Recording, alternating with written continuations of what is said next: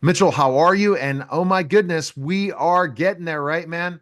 It's Yeah, coming soon. The book two is weeks from this coming out Saturday. Yeah, February 1st.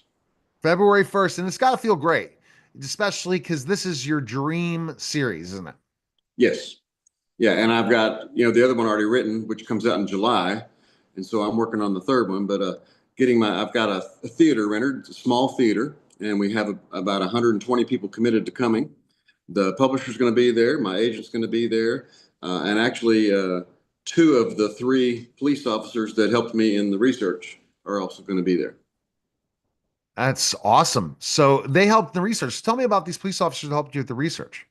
Well, the one that can't make it now is Lieutenant Matthew Sears, and he's the one that responded to me and got me hooked up with everyone else. He actually made it possible for me to do a ride along, and that was with Miranda Vaughn, and she's going to be there. And like my detective in my story, she was a police officer in the East Precinct of Nashville, Metro Nashville, and she has now moved to homicide detective. So that's kind of cool that the person I did the ride along with is moved the same transition that my main character has done. That's great. I It's, mean, it's amazing, and then you learned a lot from that research, right? From yeah, and I also had a lady who was a forensic pathologist with the medical examiner's office. She's retired now, but she helped me. She took things that I had that weren't correct physiologically, and she told me how that would look in the baptistry. Because the opening scene, the pastor is found dead in the bottom of the baptistry, and he's been in there for at least 24 hours, and it's a heated baptistry. So what I thought the composition or decomposition would be was not correct, and so she told me what it would look like. Yeah, it was just great. You know what? I'm going to type in Sora while we're talking. I'm going to create Okay. one right now and put while we're talking. I was just thinking this. What if I put pastor found dead? What would happen? Would we get that? And so I'm just going in church, pastor found dead in church. That's the AI thing, right? Is we're working right now on your trailer too. Yeah, So that's exciting to have the book trail. We're going to have a video version and a photo version. And we're going to kind of ask your fans which one they like best. oh, that'd be great. So let's talk about so Pastor Found Dead. That's got to really get people going, right? Right. And when you think about this, right? Right, and it's kind of symbolic because a baptistry is the death of the old self and the birth of a new person as you come out of the water.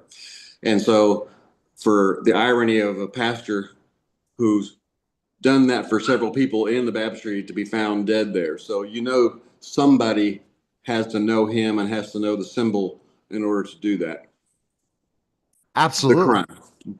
And we'll let you know how this turns out. And I think that learning crime scene. What did you learn most from police officers, and what do you think you learned most about crime scene investigators? So now, when you watch CSI or certain things, you're like, it's all wrong, right? You need to That's contact your group. That's funny because the one thing they asked me is please don't make this like the TV version where everything's resolved in 30 minutes, in 2 days. So it takes time. The backlog of fingerprints, the anticipation of that. He asked also that I would include the emotional psychology because the toll that's taken by these officers and a toll on their marriages. And so I worked that in, the isolation, the commitment to your job, especially if you're a detective, you're on 24/7. You're not like a parole officer who does a shift. And so the time that they have to spend, it's almost like that's their marriage. And then their families have to be completely understanding of that. That's crazy. Absolutely, because you what they have to go through and what police officers in general. What do you feel about police officers now after all the research of the book and stuff compared to what you did? Well, yeah, one thing I wanted to do when I went into the thought of this was during all of the defunding the police and all of the scandals because of a handful of people were doing, stupid things, is to bring into light the sacrifices they make us safe. And so I wanted to bring um, a positive look into Metro Nashville, which is, that's the closest big city where I live. I live just south of it in Brentwood. And what they do for us and what little they make to do that. And so I just wanted to give a positive look on the officers and then um, the whole system there. And the CSI, how hard was it to get those people hooked up to be part of your research for the book? Like, I didn't even do that. He did that for me, and they were very, very gracious and willing to explain things to me, tell me when I was wrong and what I, because I originally had him floating in the baptistry, and she said, "Oh, no, no, no, no." He would be at the bottom because his body hasn't, decomposed to a point where it'd be floating.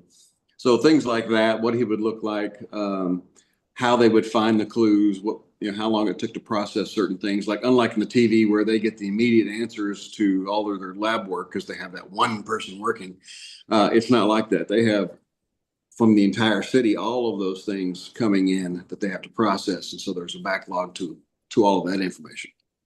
I think it's fantastic to have that. And are you a fan of murder mysteries, not just Christian ones? Because you're like one of the first Christian ones.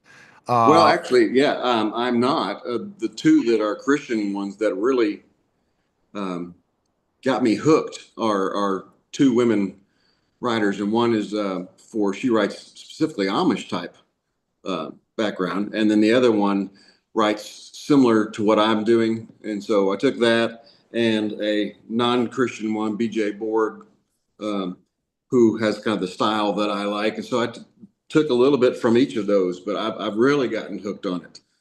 I love it. And that's the thing. Get hooked on the content, get hooked on specifically enough murder mystery. And do you now watch shows a little differently now after learning what you learned?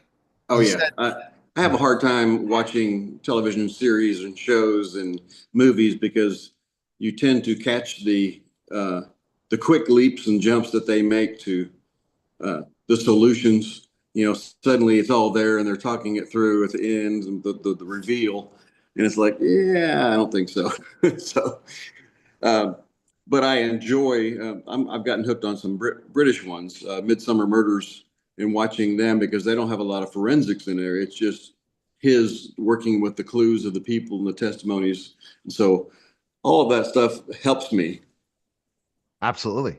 So the best place people Mitchell can find you is go to mitchellscarnesauthor.com. Yes. And February, the book's out. They can go to Amazon right now and and do the pre-order, right? Yeah, anywhere that Ingram books are sold, so Barnes and Noble, Amazon, you could go to wordcrafts.com, and that's my publisher site. You can do it. Available in ebook, paperback, and Well, hard. fantastic. We appreciate it, Mitchell. Thanks again, and look forward to talking to the next podcast. All right, thanks, Neil. All right, you're listening.